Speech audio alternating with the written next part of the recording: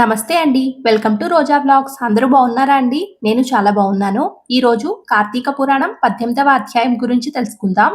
ఈ అధ్యాయంలో సత్కర్మానుష్ఠ ఫల ప్రభావం గురించి తెలుసుకుందాం. ధనలోభుడు మునీశ్వరునితో మాట్లాడుతూ, ఓ మునీశ్వర, మీ దర్శనము వలన ధన్యుడనైతిని, సంశయములు తీరునట్లు జ్ఞానోపదేశము చేసితిరి. నేటి నుండి మీ శిష్యుడనైతిని. తండ్రి, గురువు, అన్న, దైవము సమస్తము మీరే. ఆ పూర్వ పుణ్య ఫలము వలనే కదా మీ బోటి పుణ్య పురుషుల సాంగత్యము తటస్థించెను. లేనిచో నేను మహాపాపినయి మహారణ్యములో ఒక మొద్దుబారిన చెట్టునై ఉండగా తమ కృప వలనే కదా నాకు మోక్షము కలిగినది. మీ దర్శన భాగ్యము లేని ఎడల ఈ కీకారణ్యములో తరతరాలుగా చెట్టు రూపమున ఉండవలసిందే కదా. అట్టి నేనెక్కడా? మీ దర్శన భాగ్యం ఎక్కడా? నాకు సద్గతి ఎక్కడా? పుణ్యఫల ప్రదాయగు ఈ కార్తీక మాసం ఎక్కడా? పాపాత్ముడగు నేనెక్కడా? ఈ విష్ణాలయమందు ప్రవేశించుటెక్కడా? ఇవి అన్నీయూ దైవికమగు ఘటనలు తప్ప మరొకటి కాదు. నన్ను తమ శిష్యునిగా పరిగ్రహించి సత్కర్మలను మానవుడెట్లు అనుసరించవలయునో దాని ఫలమెట్టిదో విశదీకరింపుమని ప్రార్థించెను. అప్పుడు మునీశ్వరుడు, ఓ ధనలోభ, నీవడిగిన ప్రశ్నలన్నీయూ మంచివే. అవి అందరికీ ఉపయోగకరమైనవి కనుక వివరించెదను, శ్రద్ధగా ఆలకింపుము. ప్రతి మనుజుడును ఈ శరీరమే సుస్థిరమని నమ్మి జ్ఞానశూన్యుడగుచున్నాడు. ఈ భేదము శరీరమునికే గాని ఆత్మకు లేదు. అట్టి ఆత్మజ్ఞానము కలుగుటయే సత్కర్మలు చేయవలెనని సకల శాస్త్రములు ఘోషించుచున్నవి. సత్కర్మనాచరించి వాటి ఫలము పరమేశ్వరార్పితమునరించిన జ్ఞానము కలుగును. మానవుడు ఏ జాతి వాడో ఎటువంటి కర్మలు ఆచరించవలెనో తెలుసుకుని అటువంటివి ఆచరింపవలెను. బ్రాహ్మణుడు అరుణోదయ స్నానము చేయక సత్కర్మలను ఆచరించినను వ్యర్థమగును.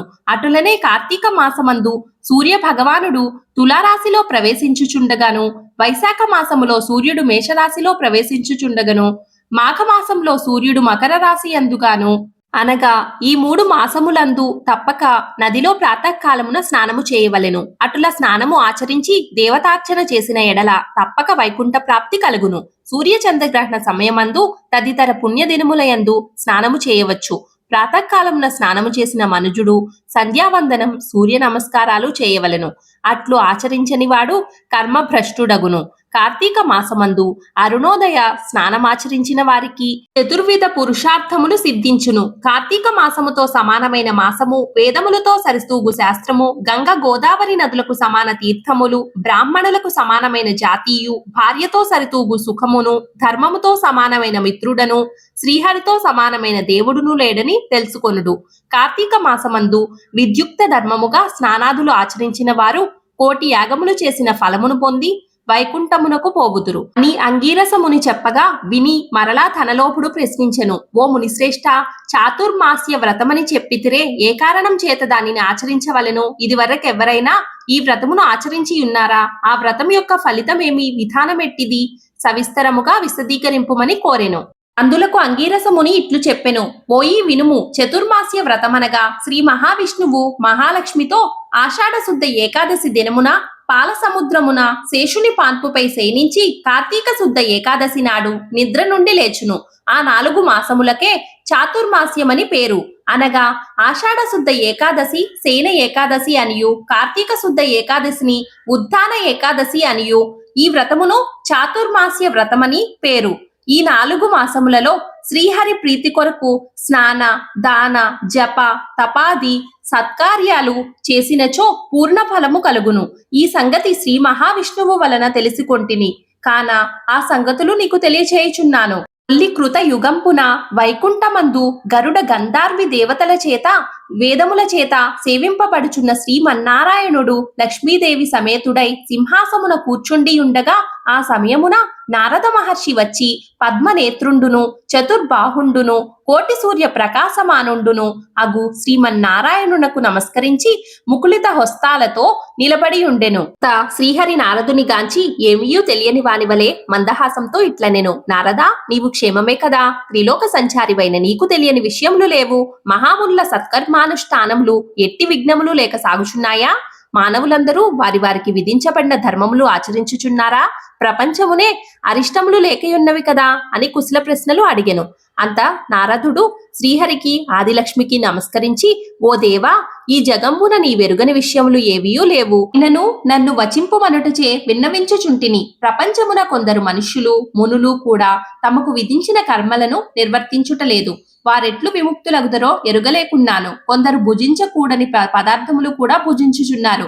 కొందరు పుణ్యవ్రతములు చేయుచు అవి పూర్తిగాక మునుపే మధ్యలో మానివేయుచున్నారు. కొందరు సదాచారులుగా, మరికొందరు అహంకార సహితులుగా, పరనింద పరాయణులుగా జీవించుచున్నారు. అట్టి వారిని సత్కృపతో పుణ్యాత్ములనొనర్చి రక్షింపుమని ప్రార్థించెను.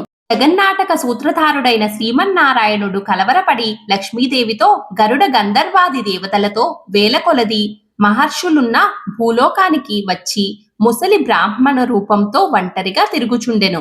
ప్రపంచమంతయు తన దయావలోకమున వీక్షించి రక్షించుచున్న దామోదరుడు ప్రాణుల భక్తి శ్రద్ధలను పరీక్షించుచుండెను. పుణ్యనదులు పుణ్యాశ్రమములు తిరుగుచుండెను. ఆ విధముగా తిరుగుచున్న భగవంతుని గాంచి కొందరు ముసలివాడని ఎగతాళి చేయుచుండెరి. కొందరు ఈ ముసలివానితో మనకేమి పని అని ఊరుకుండిరి. కొందరు గర్విష్ఠులైరి, మరికొందరు కామార్తులై శ్రీహరిని కన్నెత్తి అయినను చూడకుంటిరి. వీరందరినీ భక్త వత్సలుడగు శ్రీహరి గాంచి వీరినిట్లు తరింపచేతునా అని ఆలోచించుచు ముసలి బ్రాహ్మణ రూపమును విడిచి శంఖ, చక్ర, గద, పద్మ, కౌస్తుభ, వనమాలాద్య లంకారయుతుడై నిజరూపము ధరించి లక్ష్మీదేవి తోడను భక్తుల తోడను ముని జనప్రీతికరమగు నైమిసారణ్యమునకు వెళ్ళెను.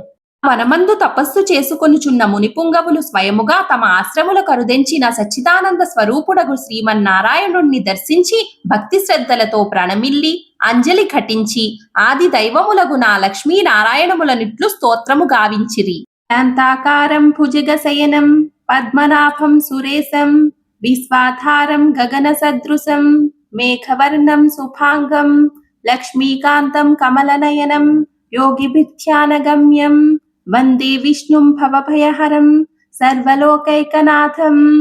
లక్ష్మీం క్షీరసముద్ర రాజతనయాం శ్రీరంగదామేశ్వరీం దాసీభూత సమస్త దేవావనితాం లోకైక దీపంకురాం శ్రీమన్మంద కటాక్షలబ్ద విభవత్ బ్రహ్మేంద్ర గంగాధరాం త్వాం త్రైలోక్య కుటుంబినీం సరసిజాం వందే ముకుంద ప్రియం.